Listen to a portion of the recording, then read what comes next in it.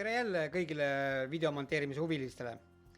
Tänases seerias me räägime siis jooksvatest tiitritest ehk siis lõputiitrit või siis algustiitrit.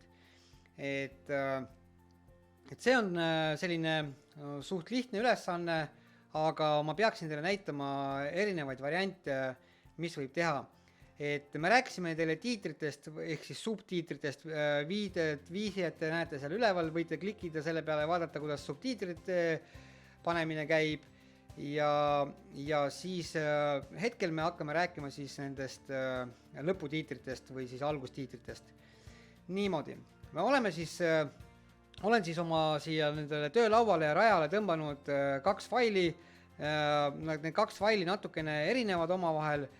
Erinevad nad selle poolest, et kui me vaatame nüüd seda faili, ma panen endale siia teisele ekraani peale, kõigepealt ma tõmban natukene kokku, eks,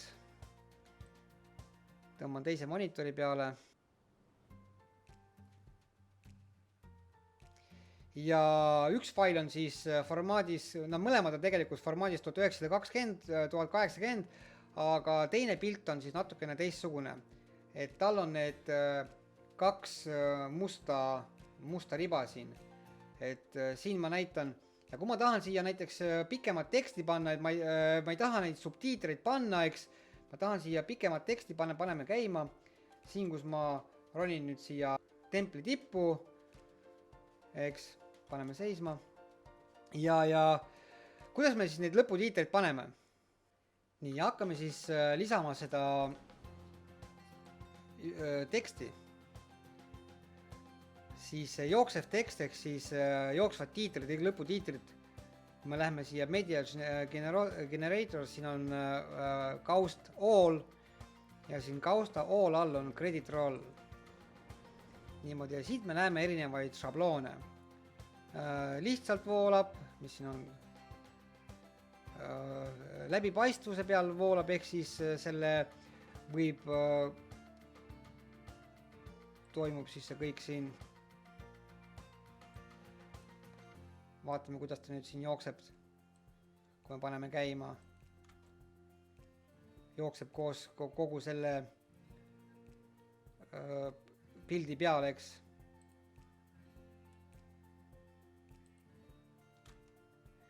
Või siis musta tausta peal. No paneme selle musta tausta peal jooksvad subtiitrid siia või siis mitte subtiitrid, tiitrid. Niimoodi. Ja siin avaneb siis selline tabel. Jällegi peab jälgima seda, kui pikalt sa tahad, et need tiitrid voolaksid, et oleneb, kui pika teksti sa siia paned või mitu siis näitlejat või keda sa tahad sinna panna, näitlejaid või siis mingisugust muud teksti lisada või mida iganes, eks. Et praegu teeme niimoodi, et ma näitaksin teile, kuidas käib siis selle, näete, tekkisid need linnukesed jälle, eks. Me teeme siis selle duration, teeme siin näiteks 30, eks. Nüüd need linnukesed kadusid ära. Nüüd 30 sekundit kestab see, nüüd on see 30 sekundi pikkune tiitrid, eks. Ja need tiitrid me siis seadistame ja teeme selle akna veits kitsamaks. Siis paneme selle kursori või siis selle järjehoidja nüüd siia teksti peale ja vaatame, kuidas see käib. Kuidas ta nüüd jookseb. Nüüd ta 30 sekundit jookseb nii aeglaselt, eks. Niimoodi. Ja kui ma nüüd siin muudan teksti ära, paneme näiteks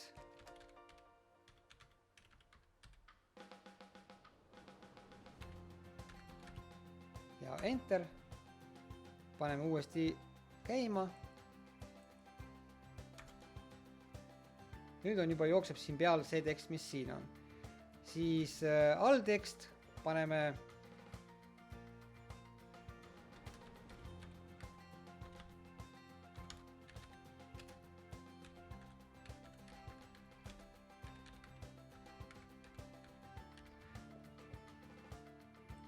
niimoodi.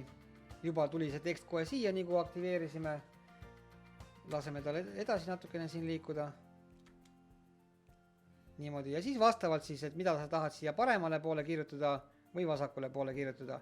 Siin siin saab muuta siis seda laiusteks, kui laia territooriumi peale see kestab, ja siin on muidugi võimalik muuta ka vastupidiseks jooksvaks ja või siis praegu jookseb üles või allapoole ja siin samamoodi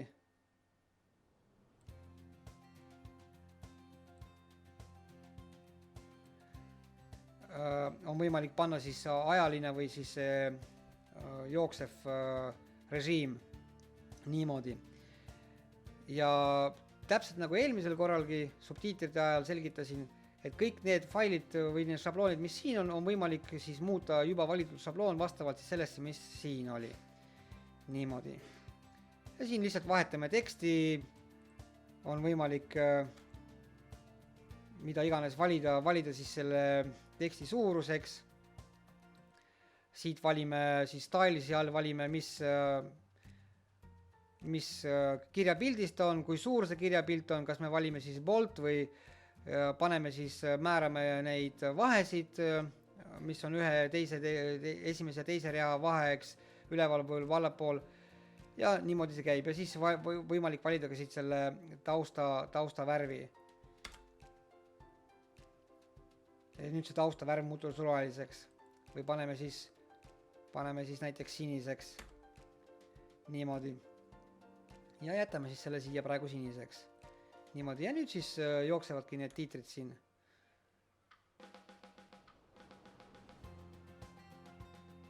Just kui film sai läbi, aga et neid hüppamisi järske ei oleks, me võime siit fade out seadistada ja siit fade in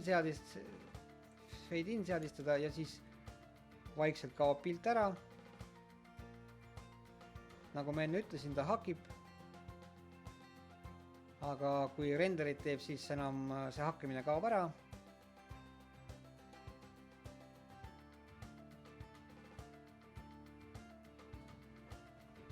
Ja nüüd vaikselt tuleb ette, et ei oleks järsku hüppamist nagu. Aga mis vahe on nüüd sellel failil ja sellel failil? Siin on see must taust ja me saame, näiteks me tahame, no näiteks kuna mina nagu valdan siis vene ja eesti keelt, eks ma tahaksin, et näiteks, et üks ja sama tekst oleks siis nagu vene keeles ja eesti keeles oleks siin olemas nagu ühel pool, siis me saame teha niimoodi. Näiteks paneme, et paremal pool oleks vene keel ja kui me paneme selle teksti siin jooksma, teeme veits kitsamaks, et ma saaksin siit niimoodi. Nii, nüüd näete, see tekst jookseb siia nüüd peale niimoodi. Ma tahan, et oleks siin täielikult selle musta peal. Ehk siis on meil selline variant, et kerime selle natuke suuremaks, vajutame selle bankropile, nii, tõmbame veits ja liigutame. Näete. Ja nüüd, kui me paneme selle teksti siin voolama, käima siis uuesti siit failist. Näete, ja nüüd ta siis, see tekst voolab siit selle poole pealt. Eks. Aga nüüd meil segab see must ruud siit, eks me peame sellest mustast ruudust lahti saama. Muidugi me võime siin muuta seda asukohta, eks, et ta natukene mujal siis jookseks kuskilt välja mujal, arvestades, et see raam on nüüd see pildiraam ja see raam on nüüd see, mis siit toimub, eks. Niimoodi. Et kui ta siit hakkab nagu siis tulema, vastavalt ta tuleb siis siit selle raami järgi. Siin tekkis see jälle probleemne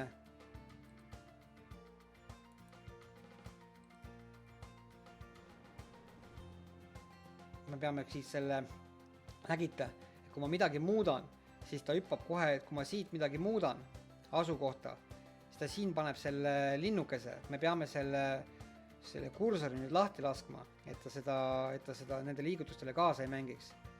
Nüüd me teeme siis selle uuesti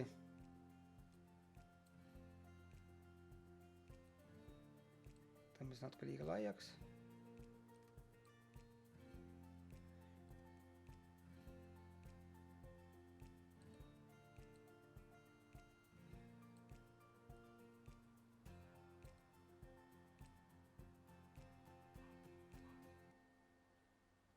nüüd me näeme seda teksti siin. Ma panen teise monitori käima.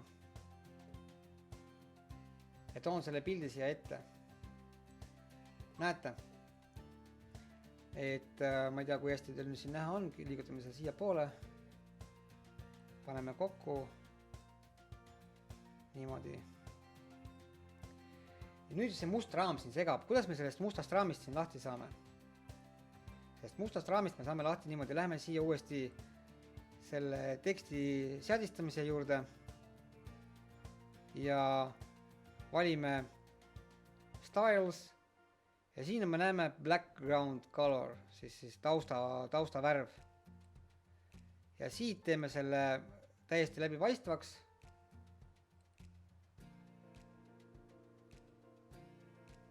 Kas ta nüüd jälle siis tegi neid?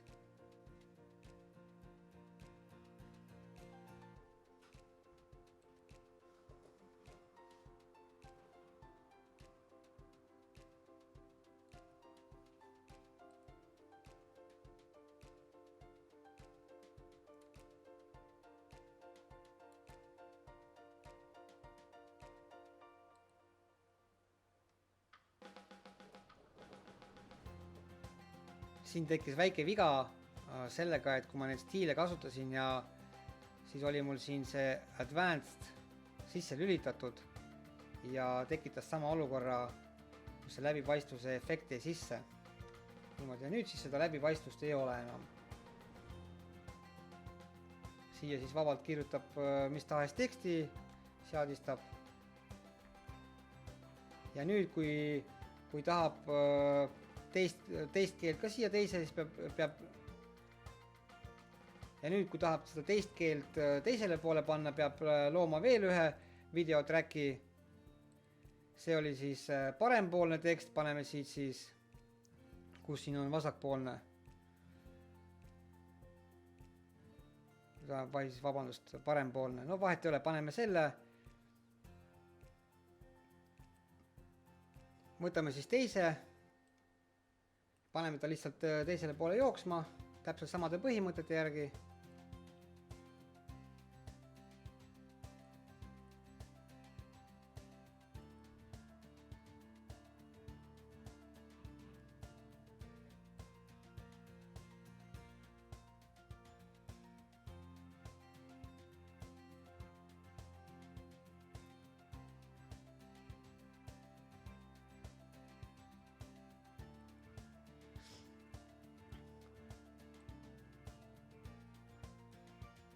Nüüd ta sisuliselt siin juba jookseb.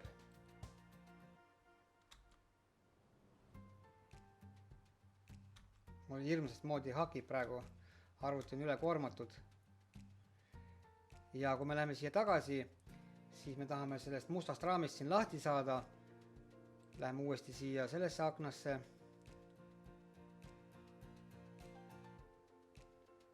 Valime siit Styles, background color. Teeme ta läbipaistvaks. Nüüd ta siis kadus ära.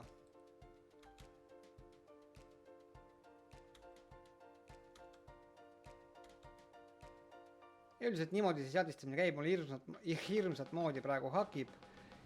Ja pean oma seadistused üle vaatama. Eks kui teil niimoodi hirmsat moodi hakib, siis te peate alati oma seadistused uuesti üle vaatama, kas äkki olete kogemata mingi seadistuse ära rikkunud. Niimoodi siis nende lõputiitrite lisamine käib ja usun, et te saite kõigest aru, aga ärge siis unustage liituda, panna like, panna mitte like, kommenteerida ja varsti hakkame filme tegema juba päris eriefektidega ja kuna kõik käib järk-järgult, siis ma ei saa korraga kõiki neid videosid peale teha, aga usun, et me teeme suuri asju varsti Eestis.